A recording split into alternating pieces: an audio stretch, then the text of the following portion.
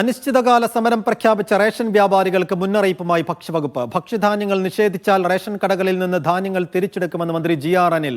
വ്യാപാരികൾ ഉന്നയിച്ച 4-ൽ 3 ആവശ്യങ്ങൾ അംഗീകരിച്ചെന്ന് ധനമന്ത്രി KN ബാലഗോപാലും അറിയിച്ചു. അതേസമയം നാളെ മുതൽ അനിശ്ചിതകാല സമരം എന്ന തീരുമാനത്തിൽ ഉറച്ചു നിൽക്കുകയാണ് റേഷൻ വ്യാപാരികൾ. അനിശ്ചിതകാല സമരം എന്ന തീരുമാനത്തിൽ റേഷൻ വ്യാപാരികൾ ഉറച്ചു നിന്നതോടെയാണ് ഭക്ഷ്യവകുപ്പ് നിലപാട് കടുപ്പിച്ചത്. റേഷൻ കടകൾക്ക് ലൈസൻസ് നൽകുന്നത് സർക്കാരാണ്. ഗുണഭോക്താക്കൾക്ക് ധാന്യങ്ങൾ നിഷേധിച്ചാൽ ഫുഡ് സെക്യൂരിറ്റി അലവൻസ് വ്യാപാരികൾ നൽകേണ്ടി വരുമെന്ന് മന്ത്രി GR അനിൽ മുന്നറിയിപ്പ് നൽകി. വേതന പാക്കേജ് പരിഷ്കരണവുമായി ബന്ധപ്പെട്ട ചർച്ച അടഞ്ഞ അധ്യായമല്ലെന്നും ഇനിയും ചർച്ചകളാകാമെന്നും വ്യാപാരികളോട് മന്ത്രി പറഞ്ഞു.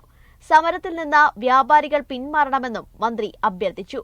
കട അടച്ചിട്ട് വീട്ടിൽ പോയിരിക്കുന്ന അവസ്ഥ വന്നാൽ അതെന്ത് വേണമെന്ന് പറഞ്ഞാൽ ആവശ്യമാണെങ്കിൽ ഗവൺമെൻറ് ഏൽപ്പിച്ച ഉൽപ്പന്നം, ഏൽപ്പിച്ച സാധനങ്ങൾ ഗവൺമെൻറ് തിരിച്ചെടുക്കാനുള്ള റൈറ്റ് ഉണ്ട്. ഗവൺമെൻറ് തിരിച്ചെടുക്കും. തിരിച്ചെടുത്ത് വിതരണം ചെയ്യേണ്ടി വന്നാൽ തിരിച്ചെടുത്ത് വിതരണം ചെയ്യും. വ്യാപാരികളുടെ ആവശ്യങ്ങളിൽ ഭൂരിഭാഗവും അംഗീകരിച്ചെന്ന് ധനമന്ത്രി KN ബാലഗോപാൽ. റേഷൻ മുടങ്ങാതിരിക്കാനുള്ള ഉത്തരവാദിത്തം വ്യാപാരികൾ കാണിക്കണമെന്നും ധനമന്ത്രി.